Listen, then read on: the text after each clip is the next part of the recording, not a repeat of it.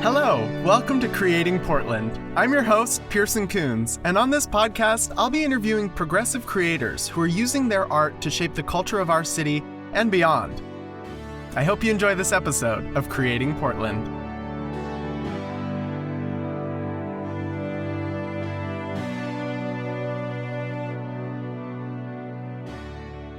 Hello everyone, welcome back to another exciting episode. We have an incredible guest here, and I know I say that about all my guests, but this woman is truly a powerhouse.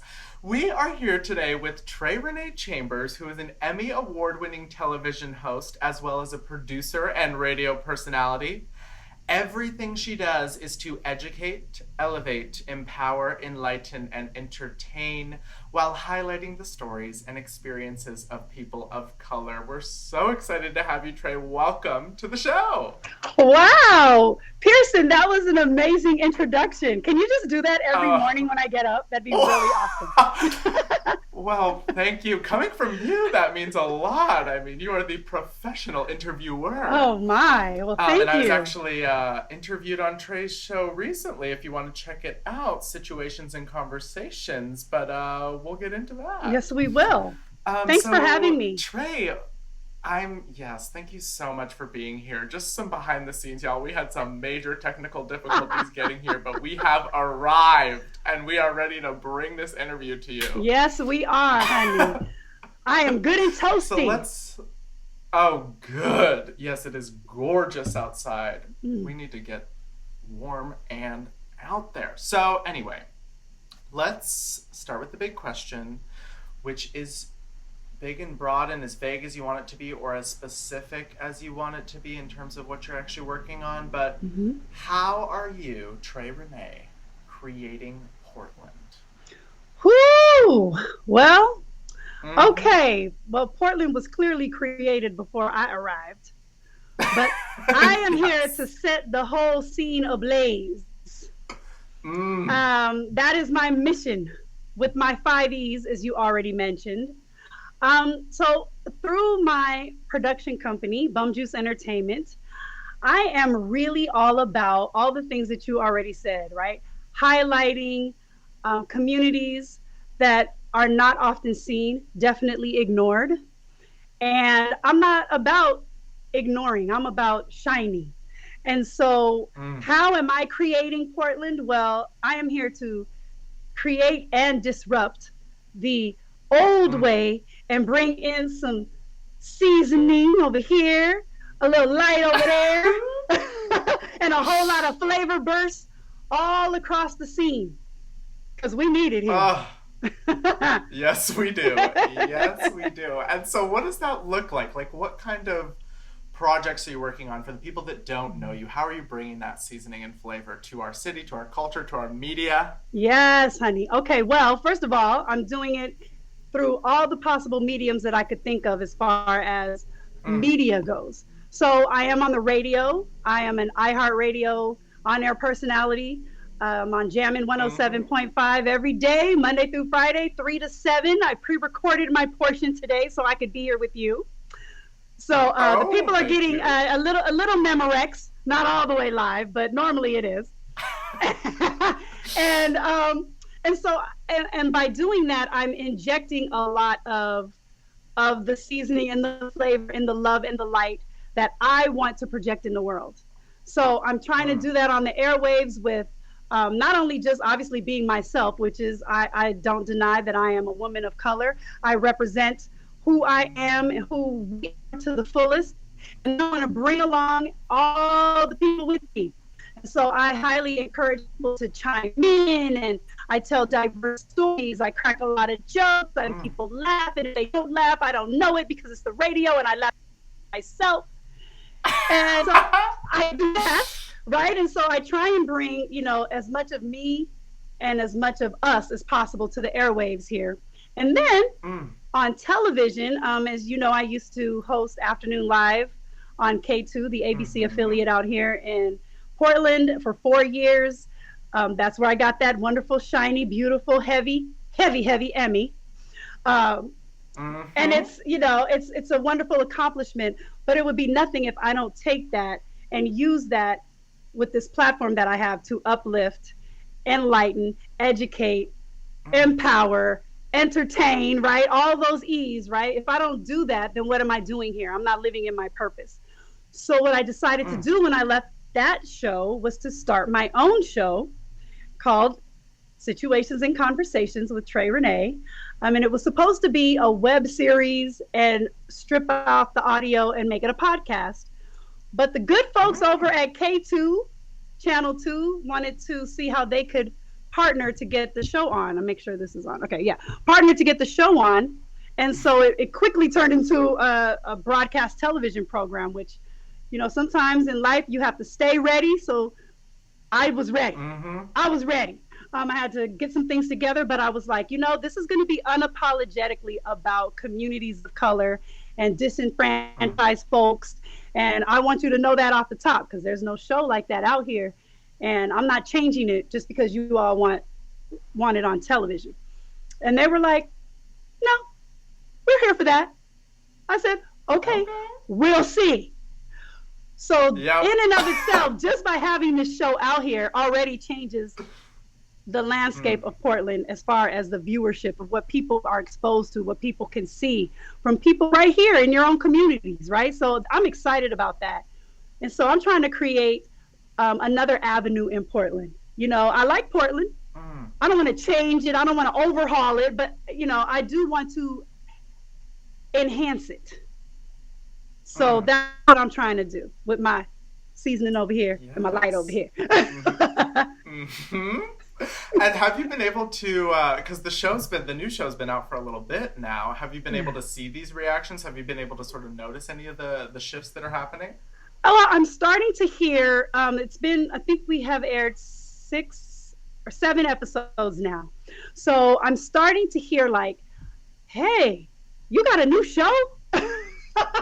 I'm like, 7 weeks later. It's early stages. Yeah, you know, it takes the people a little while to get a hold to the new information and the new offering, right? But I'm starting to hear like, wow, this is really cool. We've never had anything like this out here. And I'm all about new things, you know, and so I'm really excited that this is something that people can have a little nibble on Sunday afternoons at 4:30. Yes, plug. Okay, I'm curious for you. I'm wondering which of these mediums because you are in so many different mediums, you're kind of a jack of all trades here. Which have you found to be the most successful in like propelling your mission and propelling your goals? And like, yeah, how do they work differently, I guess is what I'm curious about. Well, you know, I'm trying to hit people wherever they are. So the truth is, both mediums serve the purpose.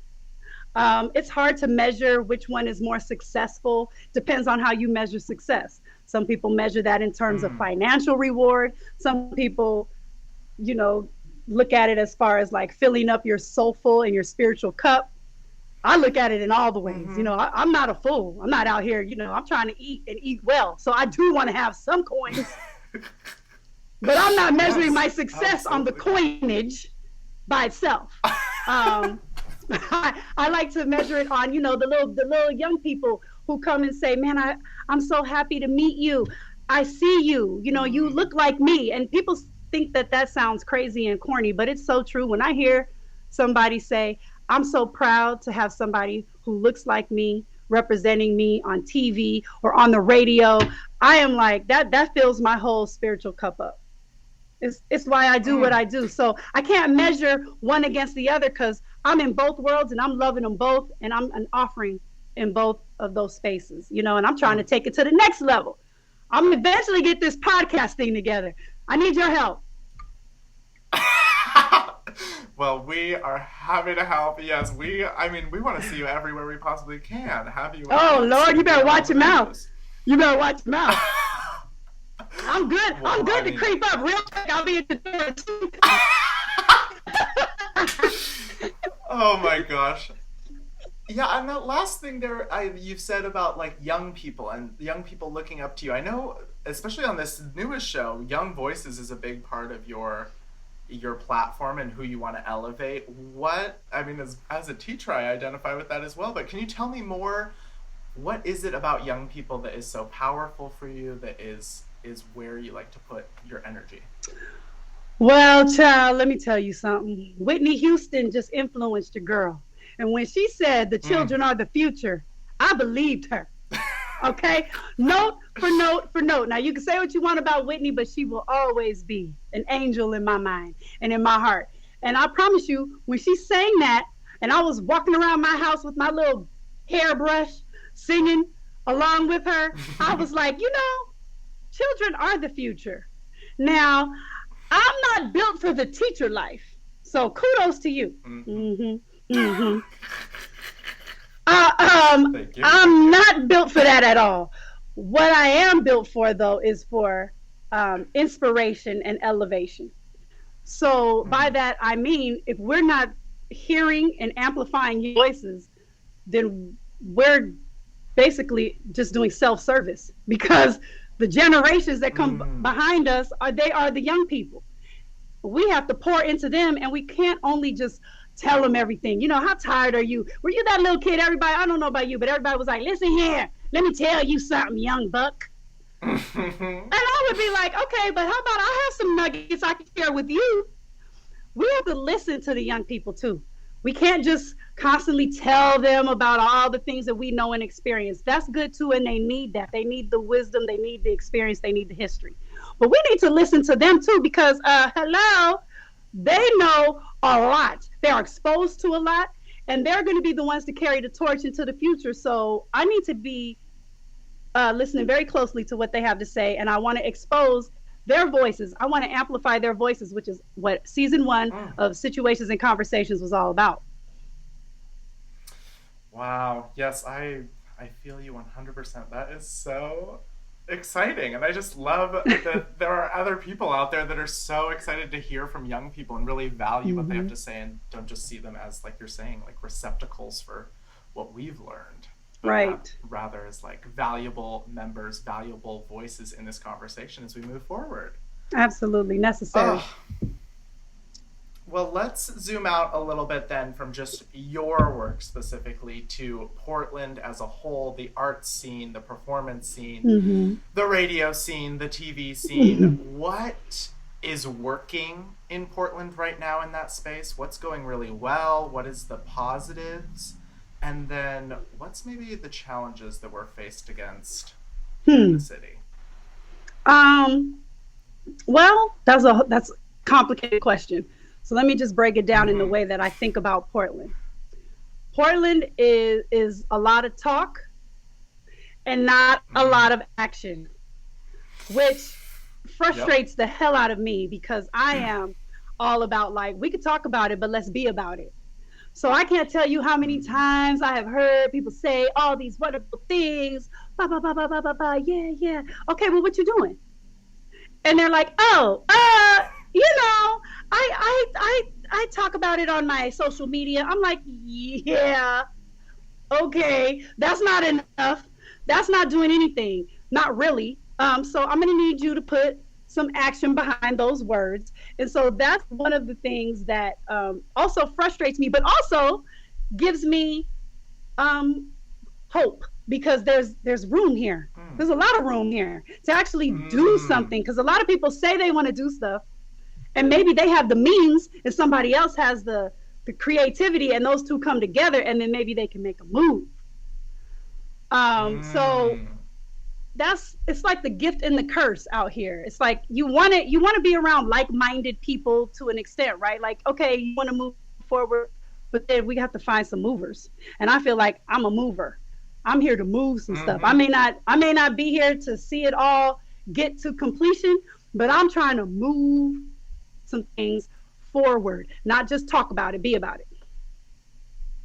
Yes. Yeah, it feels like a lot of the times, at least from my perspective, it feels like there's a lot of well-intentioned people, but I mean, especially when we're talking about racial issues and things, it's like white people are just lost in this city. They're so excited about the idea of anti-racism, but they are just overwhelmed and don't know where to start. And I know I felt that way, and I'm sure a lot of other people are feeling that way, of just this excitement, but not any sort of tangible, real action being able to be taken. Yeah.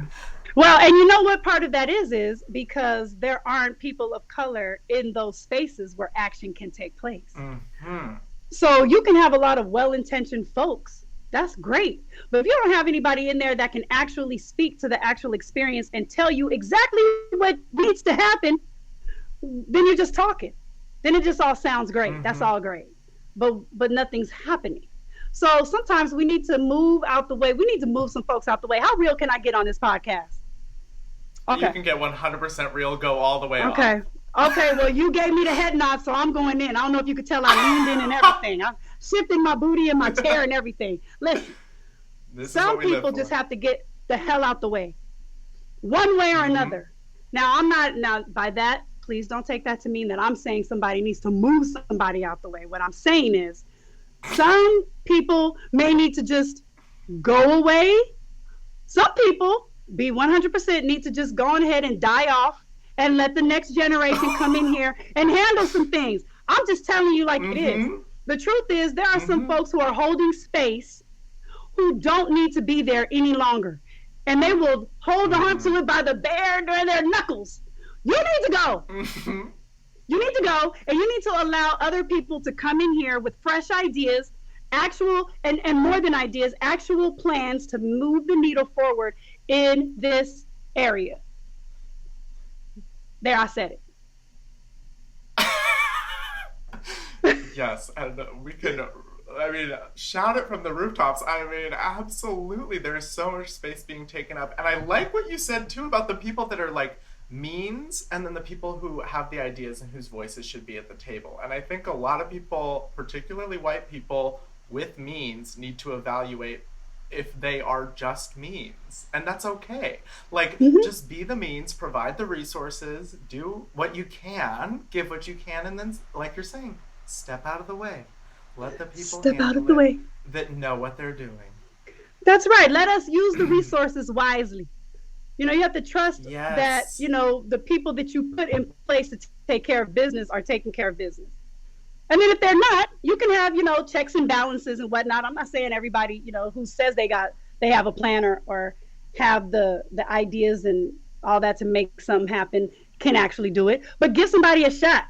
All this talk about it and then oversight that gets in the way of actual progress, then get on with all that. Everybody got time for that. If you haven't learned anything in this damn pandemic, let me tell you something. We ain't got time for no waste. No. Okay, we're not wasting not another minute. Everything moves from this point on with intention. Everything. Even this sip of water. Yes. And I promise, it is water. I promise. Yes, you're a professional. You know what the hell you're doing on the mic. Yeah, and so what has your experience been like? Because like you're saying, you are a mover and a shaker. You are someone that is making this movement happen. How have you been able to push through that oversight? How have you been able to push through all of the people that are taking up so much space in this city to have the platform you do, which is so large and exciting? Wow, thank you. I don't do it by myself. That's the first thing I will tell you. I am not a force of one. I'm not a team of one. I rely on so many people. You included. Everybody in my network, I consider people that I am using to help further the movement in one way or another, right? And so I moved because my father told me I could. My dad told me that I could do everything I wanted to do. He didn't say you could do anything you want to do. He told me you could do everything you want to do. And I took that to heart. So that laid a foundation of confidence within me that, hey man, the worst thing you could do is not try. Some people think the worst thing you could do is fail. No, the worst thing you could do is not try. Failing, okay, at least you tried something. And then you can learn from whatever it is that you didn't, you weren't successful at, and then build on that to keep going. Perseverance, right? Too many people don't even try. I'm nobody special. I don't think I'm anybody special. I believe that I'm important, but I don't think I'm anybody special. All I do is just keep trying. If there's something in your heart and something in your spirit that's burning within you, you will do yourself a disservice by not listening to it and not trying everything you can. And then try again. And then again. And if you don't get it, find somebody who can help you get it. You know? I don't know the first thing about production. I'm a talent at heart. Okay, I'm a radio host. I'm a television host. I'm not a producer. I am now because I wanted to do something in that realm. I don't know how to do that shit. Mm-hmm. Okay, so I'm gonna team up with somebody who does. Somebody knows how to run a damn camera. Somebody knows how to edit. Somebody knows how to put the little lower thirds with your name popping up. All that shit is fascinating to me. Somebody knows how to do that. Let me go find somebody who knows how to do that. Explain my vision, and then we go from there. That's how things happen. You have to keep trying, and then you have to find people who know more than you to get the job done. Period. Yeah, and like you're saying, you're not doing it alone. Absolutely building that team. No. And making it happen. Heck no. Heck no. And then when you get wherever you're going, make sure you drag as many folks with you as you can so that they can continue the work and then do their own work. You know, I don't want anybody coming along just wanting to do the next situations and conversations. We already did that. Come along, do your own thing. What's your own version? What do you want to do? Let me help you elevate your game and elevate everybody at the same time. I promise you, if I'm not here for that, I'm not here. Yeah, and I just love that you're sharing the process of this, because I think people that see you and people that have built this platform and built this presence, they only see the end product. They don't see how many times you tried and it didn't work. They don't see how many people you had to work with to get there. They only see you on the TV, living your life, doing your best thing. And so I think it's so comforting for artists that are coming up to hear, like, yeah, you're gonna have to try a ton of times and a ton of different ways and collaborate with a ton of different people in order to get where you want to be. Yes, and you're gonna have a tough skin, because people are not gonna see your vision. A lot of people are gonna tell you, no, it's stupid, it can't happen, that doesn't make any sense, it's ugly, you're ugly, whatever. They'll think of all kind of things to discourage you. That's okay. Mm-hmm. If you believe and you find a group of people who believe in you and what you got going on, you know, that's okay. Because there are going to be the haters out there. I can't tell you, dude, I hope you all don't think that I got out here and was like, oh, I want to be on TV. Okay, I'm on TV. No, hell no. That took years. Do you know how many times I emailed K2? Like, hey, you got anything? I could be on TV. Crickets. You know what happened? Being in the right place at the right time and being ready. Another thing my dad told me, and I know I've told you before, but if you stay ready, you don't have to get ready. So when an opportunity came, I was ready. It was like, oh, we need you to, okay, I'm gonna break it down real quick. Let me tell you what happened. How I got on TV out here. So I was doing the radio. I had been in radio before I even got to Portland 16 years ago. So I was on the radio here, the only person of color on the radio, pretty much still the only person of color on the radio in Portland. Now, mind you, I've been out here for almost 16 years. What is that telling you? Okay, just sip on that. You know, just sip on that. And then K2 needed someone to come and talk about the United Negro College Fund Parade of Stars, the whole like Lou Rawls thing, right? Well, who were they gonna get to talk about that authentically? Me! I was the only person that they could think of, right? Now, mind you, what happened, my program director at the radio station tagged me onto a thread that was like, it felt like that thread was going on forever, because they could not figure out what they were going to do, how they were going to get it, who were they going to get, blah, blah, blah. And then somebody miraculously remembered that they had a sister on staff. So he plugged me into the email, and you know me, I'm too nosy not to read the whole damn thread. So I was like, but he was like, hey, is this something you might be interested in? And I was like, I don't know. I started scrolling. I said, oh, well, look at here. oh, they need me. They need me, right? It was a little promo. It was like 10, 15 seconds of a collaboration between iHeart and K2, but they needed me. And in that moment, I had already sent a trillion emails, demo reels for years with no reply. I said, okay, now they need me. So I went up there. I said, okay, I'm ready. Now with my radio experience, they thought they were going to have to be there all day. Well, they didn't, because I mean, tell me what you need me to say, and I'm going to say it. So I nailed it like after the first take with no teleprompter, no nothing. So the director, the executive producer was like, well, wow, that was okay. We just need to do one more and then you could be done. I said, well, really, I'm not done. Are you the person I've been sending emails to for about 4 years? And he said, no, I would remember an email from someone named Trey Renee. I said, well, I get, you won't forget it. How about that? I guess what, you won't forget it now, because I'm going to send you an email tonight. I'm actually just going to forward you the email I've been sending, and then you'll get it. And then he got it. And a couple of months later, he was like, hey, are you still interested in being on TV? Because we have a new television show that we're launching, just trying to see if you're interested. I was like, what is it? It's not Lou Rawls' Parade of Stars again, is it? Because I'm not doing that.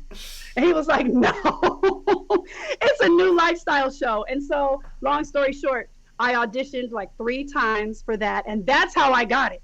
So I say all that to say, I already knew that I wanted to be on television, but I don't own a television station. So I just had to keep persevering. And just when I thought it was done, that damn email thread showed me the light, and I was ready.